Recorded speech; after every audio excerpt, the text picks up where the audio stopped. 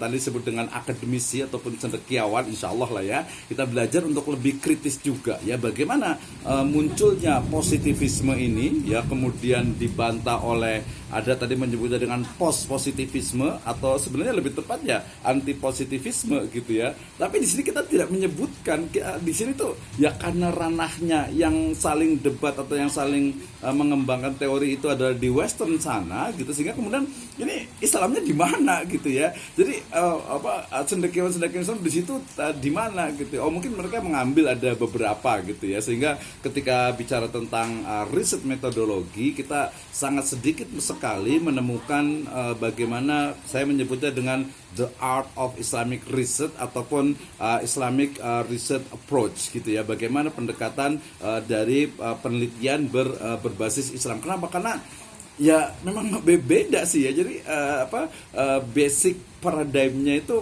paradigma awalnya dasar itu sudah berbeda. Tetapi kan kemudian kita juga harus bisa mensintesiskan bahwa tadi dari western juga tidak semuanya jelek, tidak semuanya bagus gitu ya. Kemudian dalam hadharah al-islamiyah juga mungkin ada yang perlu kita kritisi juga, sehingga kita akan menemukan konteksnya mungkin sebuah usulannya itu adalah research approach ya, misalnya gitu ya, di Indonesia ini misalnya gitu. Oh, berarti dia seperti ini, tentu saja dengan basic, dengan dasar yang kuat. Misalnya, saya buat penelitian dengan kawan di UIN Alauddin Makassar ya, tentang filsafat dari ekonomi syariah gitu ya. Nah, seperti apa sebenarnya gitu. Tapi kemudian karena kita juga tidak mau seperti tadi perkataan Ustaz Dr. Ahmad Zahidah ini ya, bahwa kita tidak mau terjebak kepada romantika histori masa lalu gitu, sehingga kemudian saya juga menggunakan pendekatannya bukan hanya maqasid ansih gitu ya, tetapi juga dengan konteks keindonesiaan tentu saja, sehingga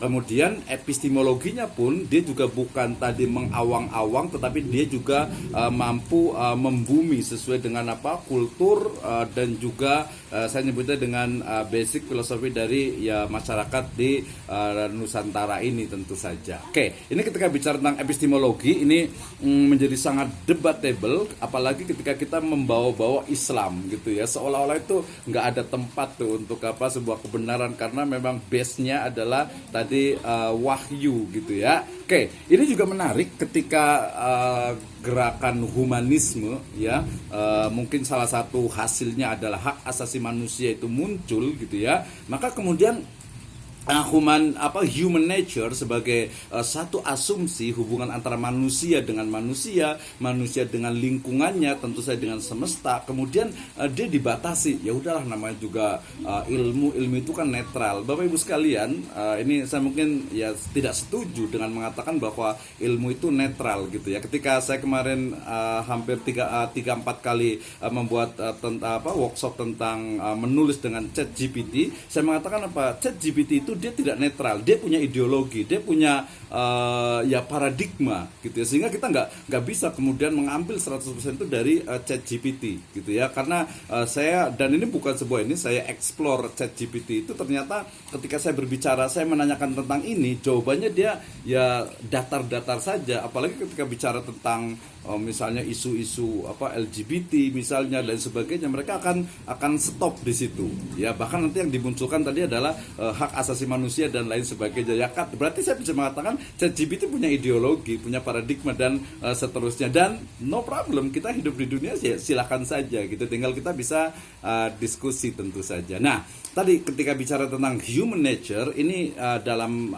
perspektifnya post positivisme, baik strukturalisme dan lain sebagainya gitu ya, selalu yang dibahas itu adalah hanya hubungan antar manusia dan lingkungannya dengan semesta. Nah, lagi-lagi saya akan mengkritik kembali, ini juga terkait dengan di mana berarti hubungan vertikal antara manusia dengan penciptanya ya. Ketika pertanyaan dasar dari human nature itu, apakah manusia dan pengalamannya adalah produk dari lingkungan mereka gitu ya, secara mekanis ataupun determinis itu responsif terhadap situasi yang ditemui di dunia eksternal mereka, atau mereka mereka manusia itu dipandang sebagai pencipta dari lingkungan mereka. Jadi ini tadi ketemu juga dengan teori tentang jadi manusia itu apakah wayang yang digerakkan oleh dalang gitu, atau mungkin dia free will, dia bebas gitu ya. Jadi ya mau apa saja manusia itu terserah gitu ya. Nah ini karena tadi adanya perdebatan terkait dengan human nature ini antara determinisme dengan yang disebut dengan volunteerisme. Ya, kalau volunteerisme kita tahu jadi filantropi ya, di orang-orang volunteer ya. Oke, metodologi ini menjadi hal penting.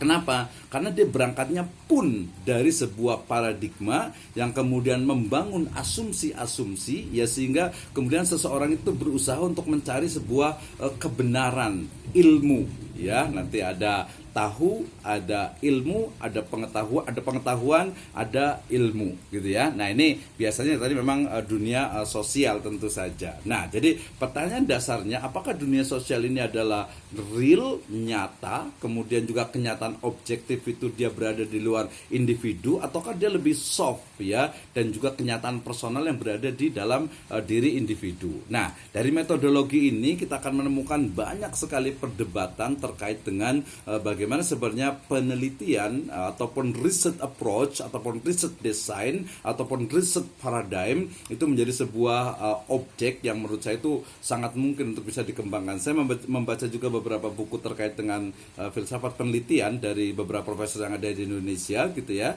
Dan ternyata ya memang ya sudah cukup bagus gitu ya, sangat bagus mereka ya sesuai dengan gelarnya guru besar gitu. Tapi kemudian memang belum banyak dikutip oleh tokohnya yang mengutip paling biasanya hanya murid-muridnya di universitas itu saja. Jadi dia belum bisa mendunia gitu ya. Nah, ini menjadi sebuah permasalahan dalam bahan diskusi kita untuk filsafat dasar sebuah penelitian gitu ya. Baik itu yang kuantitatif ataupun yang kualitatif gitu ya. Karena kuantitatif kualitatif tadi ada sebuah sebuah objek ataupun sebuah numbers ataupun sebuah sifat dari data itu sendiri. Nah, ketika Ibu dan Bapak sekalian, ketika kita bicara tentang riset, tentu saja itu yang perlu dipikirkan itu adalah pemilihan dalam desain penelitian. Nanti banyak sekali ada yang menyebutnya dengan desain penelitian, ada metode penelitian, bahkan masih ada yang menggunakan metodologi penelitian, walaupun di situ ada kata-kata logos gitu ya, ataupun pendekatan penelitian. Ini biasanya, tapi di sini kayaknya udah bisa semuanya. Ini kan